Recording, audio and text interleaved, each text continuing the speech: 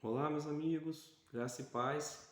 Dando seguimento ao estudo com relação a Gênesis, onde através dessas palavras nós estamos te norteando a você saber o que está querendo dizer nas entrelinhas de cada capítulo do livro de Gênesis.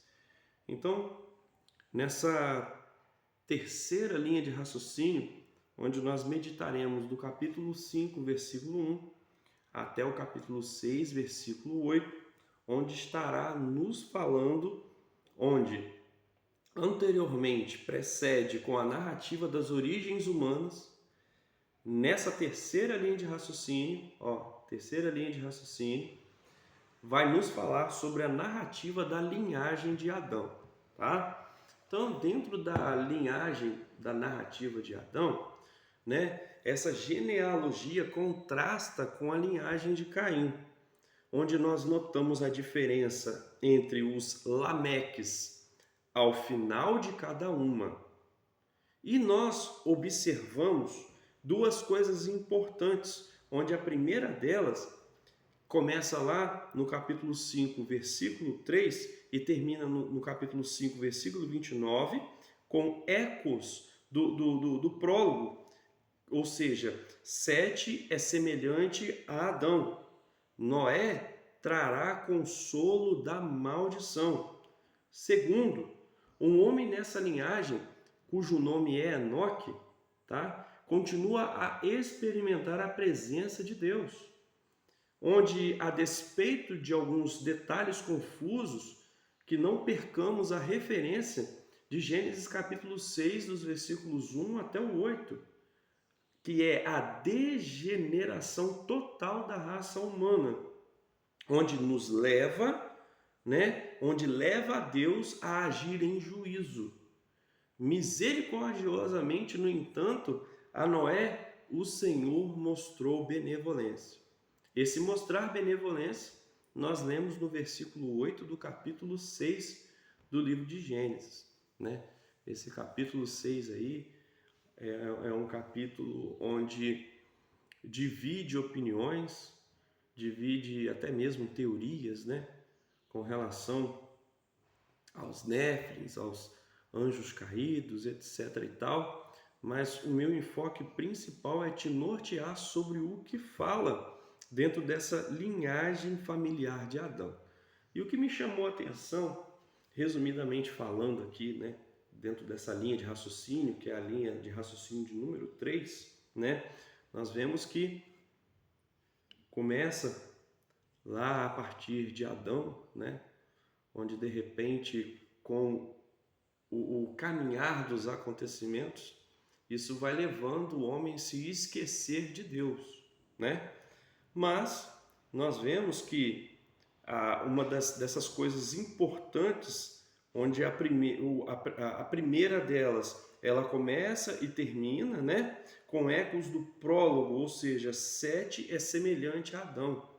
E por que Sete é semelhante a Adão? Porque Sete vem para ocupar um lugar que era de Abel. E a minha mente permite pensar, induzida e conduzida pelo Espírito Santo, de que Abel, assim, foi um homem que chamou a atenção de Deus quando ele oferta a Deus aquilo que é bom e melhor. E além de ser do bom e do melhor, ele primeiramente faz questão de separar primeiro para ofertar ao Senhor.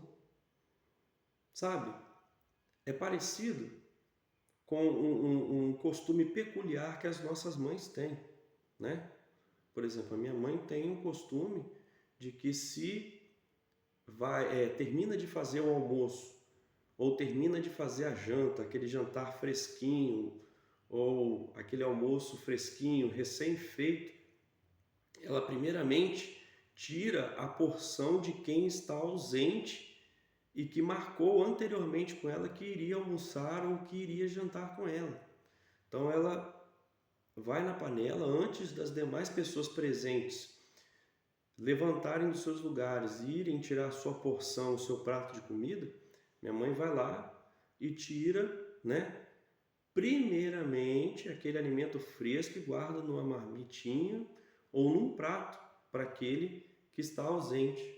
Eu penso nesse paralelo com relação a Abel, porque a Bíblia nos fala lá em Gênesis que Abel, ele tirou as primícias, as partes gordas, as melhores partes para poder e além do mais, foram partes gordas, melhores partes tiradas daquele animal que não tinha defeito.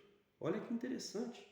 Então, antes de aquele animal morto ser destinado para a alimentação da sua família, de repente, Abel primeiramente tirou para o Senhor e ofertou. Ao contrário de Caim, que fez de uma maneira automática, só que não se preocupou de tirar o melhor para o Senhor. E desencadeando no assassinato de Abel, onde este veio a estar ausente no mundo dos vivos, veio Sete. Posteriormente, Enoque, aquele que andou com Deus, acredito que Enoque viu coisas inefáveis, viu coisas que os nossos olhos ainda não contemplaram, mas a nossa cabeça, mediante aos estudos bíblicos, tem a noção dentro do cenário. Lembra lá de Apocalipse capítulo 22, os versículos 1 ao 5? De repente Enoque viu essas coisas. O Senhor Deus trouxe para ele ver essas coisas. Tudo o que os nossos olhos e os nossos ouvidos não contemplaram e não ouviram. Ele teve o privilégio de ver e de ouvir. Mais adiante, nós vamos saber da história de um camarada chamado Noé, que recebeu a incumbência do Senhor, uma incumbência que perante aos olhos dos homens era loucura, mas em conjunto com a construção desse alvo que Deus mandou ele construir e em contrapartida pediu para ele salvar animais, macho e fêmea, colocá-los dentro da arca, porque futuramente viria um poderoso dilúvio que inundaria toda a terra. Em conjunto com todas essas coisas, tem também a disseminação da palavra de Deus através do Evangelho, onde ninguém deu ouvido, mas eu vou mais além na minha linha de raciocínio com relação à obediência de Noé. A obediência de Noé é uma obediência onde somente Deus fala para com ele e ele diz de repente, sim Senhor, e não contesta nada daquilo que o Senhor Deus estava lhe falando, porque acredito eu que Noé já tinha pré-conhecimento de Deus. Pré-conhecimento, onde dentro desse pré-conhecimento Noé já sabia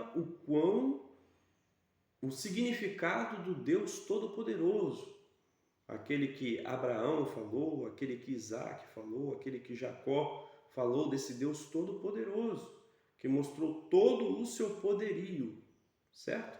Aquele Deus Todo-Poderoso que Moisés também viu, tá? Então, logo no vídeo seguinte nós vamos falar sobre Noé, nós vamos narrar sobre Noé em poucas palavras aqui, para que o vídeo não fique muito extenso.